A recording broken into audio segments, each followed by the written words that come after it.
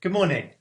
I hope that you all had an enjoyable weekend and that you're looking forward to your first full week back at school.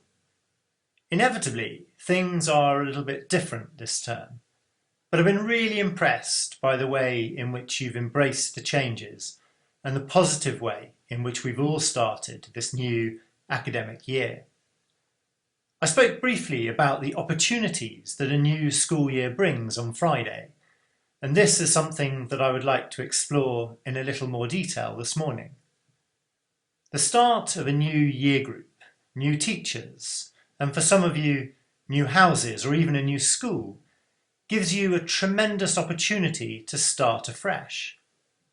We often say that you don't get a second opportunity to make a first impression, but in this situation, it's pretty close to it. Some of you may create New Year's resolutions at the start of January. Mine is normally the same: train harder and get fitter. And for the last few years, it's worked reasonably well. I've generally managed to keep it going by taking on a specific challenge or a goal, and then being a bit more scientific and methodical in my approach to training. I always find that having some clear targets that are SMART has made a difference. I'm sure that many of you have created SMART targets in the past, but the outline principle is that we want them to be specific, measurable, achievable, realistic, and time-orientated. This enables us to measure them accurately and to follow up on our progress. Being quantifiable means that we can really clearly see how well we're doing and chart our progress effectively. Sometimes we create New Year's resolutions that are really significant changes or very ambitious, and that's a good thing, but we need to make sure that the enormity of them doesn't mean that we become overwhelmed or that we never really get started as a consequence.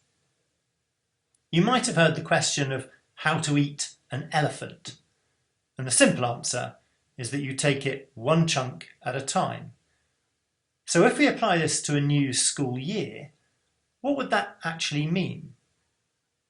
Well, I think that the start of a new academic year is as good a time as any to create a new resolution. Think big, aim high, and work out what it is that you really want to achieve this year. And it's good to have these targets for all spheres of school life. Ensure that you all have at least one academic target, but also think about an extracurricular target, and one about how you can help the St. Lawrence community.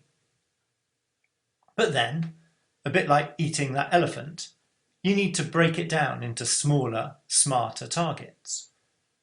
And that should be the challenge for this first week. Assess where you are, assess where you want to be, and then work out a plan as to how you're going to get there.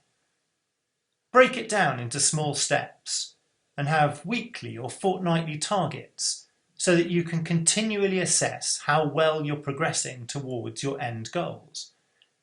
It's no good just to set a target, write it down and then forget about it until the end of term and just hope that it all works out.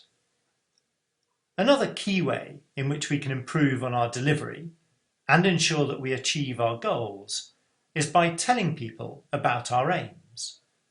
Talk to your parents, your housemaster or your housemistress, and your tutor about what you're aiming to do.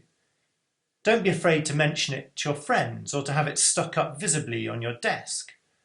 We're much more likely to keep our resolutions if they're public. We revisit them regularly and we discuss our progress towards them with those who we care about. So best of luck for the term ahead. Set ambitious goals, create a clear plan as to how to achieve them, and then regularly monitor how well you are doing. I hope you have a great week.